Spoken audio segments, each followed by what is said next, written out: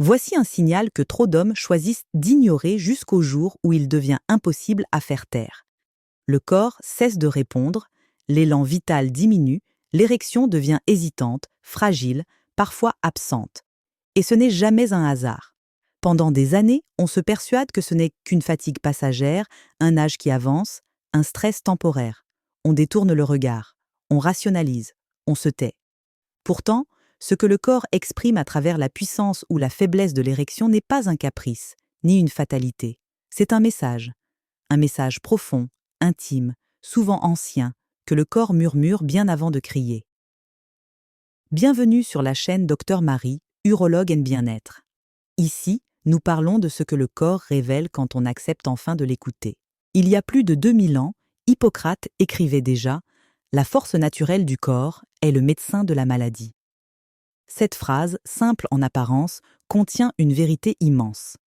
Elle nous rappelle que le corps n'est pas un ennemi à corriger, mais une intelligence vivante à comprendre. La médecine que je vous partage ici ne se limite pas à l'organe ni aux symptômes. Elle s'adresse à l'homme dans sa globalité, son corps, son esprit, son histoire, ses silences. Car l'érection n'est pas seulement un phénomène mécanique. Elle est le reflet de la circulation, du système nerveux, des hormones, mais aussi de la sécurité intérieure, du désir de vivre, de la paix émotionnelle. Quand elle faiblit, c'est souvent toute une vie intérieure qui appelle à l'aide. Très souvent, les hommes que je rencontre décrivent une fatigue qui s'est installée sans bruit. Pas une fatigue spectaculaire, mais une lassitude diffuse. Le réveil est difficile, le corps est lourd, les muscles semblent moins toniques, la digestion est lente, parfois inconfortable. Il y a ces douleurs sourdes dans le bas du dos, cette tension permanente dans le ventre, cette sensation de ne jamais être complètement reposé. Et dans l'intimité, quelque chose change. L'érection n'est plus spontanée. Elle demande un effort, elle disparaît plus vite, elle devient source d'angoisse. Ce que peu d'hommes réalisent, c'est que le corps fonctionne comme un tout cohérent. Lorsque le système nerveux est constamment en alerte, lorsque l'esprit est saturé de préoccupations, de responsabilités, de non-dits, le corps se met en mode survie. Et en mode survie, il n'y a pas de place pour le plaisir, la détente profonde, l'expansion. La sexualité, et donc l'érection, devient secondaire. Imagine un homme qui passe ses journées à encaisser. Il travaille, il assume, il ne se plaint pas, il garde pour lui ses frustrations, ses colères, ses peurs, il mange vite, il dort mal. Le soir, il s'effondre devant un écran. Son corps n'a jamais l'occasion de relâcher complètement la pression. Peu à peu, la circulation sanguine perd en fluidité. Le système hormonal se dérègle subtilement. Le système nerveux parasympathique, celui de la détente et de l'érection, est constamment écrasé par le stress. L'erreur la plus fréquente consiste à chercher une solution rapide, extérieure, sans jamais interroger le terrain intérieur. On veut une pilule, un stimulant, une solution immédiate. Mais le corps, lui, demande autre chose. Il demande de la cohérence, de l'écoute, de la patience. La puissance naturelle de l'érection repose d'abord sur la qualité de la circulation. Un sang fluide, des vaisseaux souples, un cœur qui bat sans tension excessive. Or, une alimentation trop riche, trop transformée, trop rapide, surcharge le système digestif et enflamme les vaisseaux. Le corps devient rigide là où il devrait être souple. Beaucoup d'hommes vivent avec un ventre constamment tendu, gonflé, inconfortable, sans faire le lien avec leur vitalité sexuelle. Pourtant, l'intestin et la sexualité sont intimement liés par le système nerveux et la circulation. Il y a aussi le souffle. Combien d'hommes respirent réellement? La plupart respirent haut, vite, superficiellement. Un souffle court entretient un état d'alerte permanent. Or, l'érection nécessite un corps qui se sent en sécurité. Une respiration lente, profonde, abdominale envoie au cerveau un message clair. Tout va bien. Tu peux te détendre. C'est dans cette détente que le corps s'ouvre.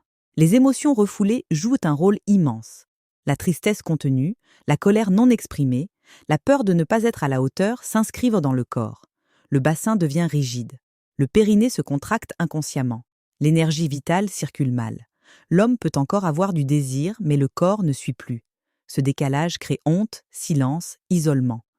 Je pense à cet homme qui me disait « Docteur, dans ma tête tout va bien, mais mon corps ne répond plus. » En réalité, Son corps répondait parfaitement. Il exprimait des années de tension, de nuits trop courtes, de responsabilités portées seule. Son érection n'était pas défaillante. Elle était honnête. Une autre erreur fréquente est de négliger le sommeil.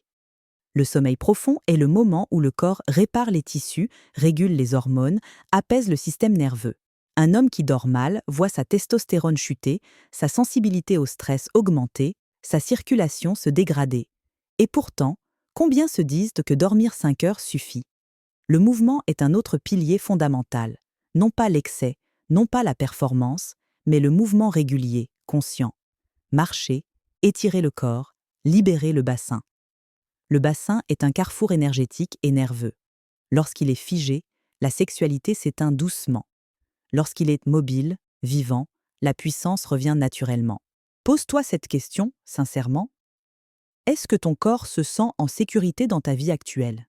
Est-ce que tu lui offres des moments de calme réel, sans écran, sans exigence? Est-ce que tu écoutes les signaux discrets avant qu'ils ne deviennent des cris?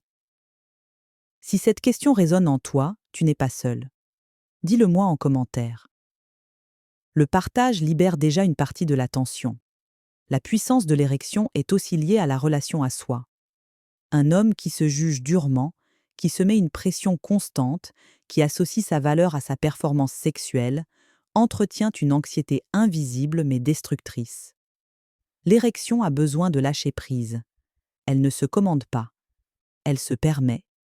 Il est essentiel de réapprendre à habiter son corps, à sentir ses appuis, à ralentir, à manger en présence, à respirer pleinement, à reconnaître ses limites sans honte. Ce sont ces gestes simples, répétés chaque jour, qui restaurent de la puissance naturelle, durable, profonde. Si ce type de contenu te parle, si tu ressens que ton corps essaie de te dire quelque chose, je t'invite à t'abonner dès maintenant à la chaîne Dr Marie, Urologue and Bien-être. Ici, nous explorons des dimensions rarement abordées, avec respect, clarté et humanité.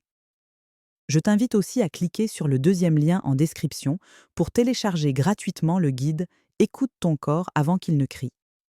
C'est une invitation douce à renouer avec tes signaux internes avant que le corps ne s'épuise. Souviens-toi de ceci, la puissance sexuelle n'est pas une performance à atteindre, mais un état naturel qui émerge lorsque le corps, l'esprit et la vie avancent dans la même direction. Rien n'est perdu. Le corps sait revenir à l'équilibre quand on lui en donne l'espace. Est-ce que toi aussi, tu as déjà senti ce décalage entre ton désir et ton corps? Est-ce que tu as déjà minimisé ces signaux? Partage-le en commentaire. Ta parole peut éclairer d'autres hommes qui se taisent encore. Si tu souhaites continuer ce chemin de compréhension profonde, d'écoute et de réconciliation avec ton corps, abonne-toi à la chaîne Dr Marie. Chaque vidéo est pensée comme un espace de confiance, loin des solutions brutales, proches de l'intelligence du vivant. La véritable puissance ne se force pas, elle se cultive, elle se respecte, et elle commence toujours par une écoute sincère.